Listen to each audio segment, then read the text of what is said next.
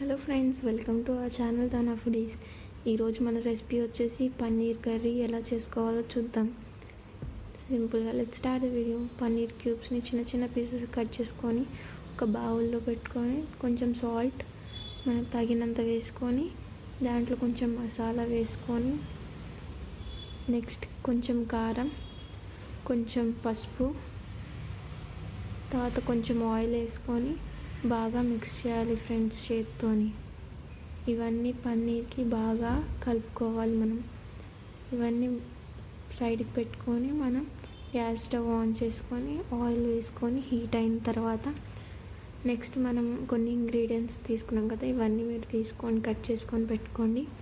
తర్వాత ఆనియన్స్ అనేవి మనం ప్యాన్లో వేసేసి ఫ్రై చేయాలి ఫ్రెండ్స్. ఇది ఆనియన్స్ అనేవి కొంచెం బ్రౌనిష్ రావాలి.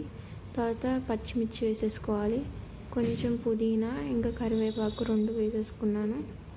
తర్వాత కొత్తిమీర కూడా మనం వేసుకుంటే టేస్ట్ బాగుంటుంది ఫ్రెండ్స్. కొత్తిమీర కూడా వేసేసుకున్నాం. కొత్తిమీర వేసుకున్న తర్వాత బాగా మిక్స్ చేయాలి ఫ్రెండ్స్. ఇది కొంచెం మగ్గిన తర్వాత టొమాటోలు కట్ చేసుకుని పెట్టుకున్నవి కూడా వేసేసుకోవాలి. టొమాటో కూడా బాగా మగ్గాలి. ఇవన్నీ బాగా ఫ్రై అయిన తర్వాత మనం గ్రైండ్ చేసుకోవాలి ఫ్రెండ్స్. చూడండి ఎలా ట్రాన్స్ఫార్మ్ అయిందో. ఇలాగా ఫ్రై అయిన తర్వాత మిక్సీ గ్రైండర్లో వేసుకొని కొంచెం వెంటనే మనము చేయకూడదు. ఇది కొంచెం చల్లారిన తర్వాత కూల్ అయిన తర్వాత మనం సైడ్ పెట్టుకొని ఇప్పుడు పన్నీర్ స్టఫ్ అనేది మనం ప్రిపేర్ చేసుకున్నాం కదా, దాంట్లో కొంచెం లైట్గా ఆయిల్ చేసి క్యూబ్స్ అనేవి యాడ్ చేసుకొని ఇవన్నీ కొంచెం ఫ్రై చేయాలి. మనం ఎక్కువగా కలపకూడదు ఫ్రెండ్స్, ఎందుకంటే పన్నీర్ పీసెస్ చాలా సాఫ్ట్గా ఉంటాయి కాబట్టి బ్రేక్ అయిపోతాయి. ఇది బాగా కొంచెం రోస్ట్ అయ్యేంత వరకు ఉంచాలి. దీన్ని ఒక ప్లేట్లోకి తీసేసుకున్నాం ఫ్రెండ్స్. నెక్స్ట్ మనం ఇది కూల్ అయిపోయింది చూడండి. ఇప్పుడు అందులో 4 ఎండుమిర్చి, ఒక 6 వెల్లుల్లిపాయలు వేసుకున్నాను. దీన్ని గ్రైండ్ చేసేయాలి ఫ్రెండ్స్ మిక్సీలో. చూడండి, మనం ఎప్పుడు పేస్ట్లా చేసుకోకూడదు. మనం ఏం చేసుకున్నా కొంచెం అటు ఇటుగా చేసుకుంటేనే దాని ఫ్లేవర్స్ అనేవి మనకు తెలుస్తాయి.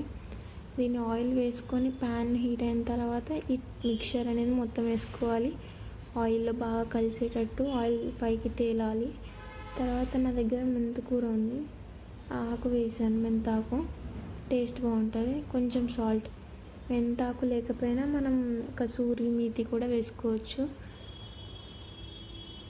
నెక్స్ట్ మనం పన్నీర్ స్టఫ్ సైడ్కి పెట్టుకున్నది వేసేసుకోవాలి క్యూబ్స్ అనేవి.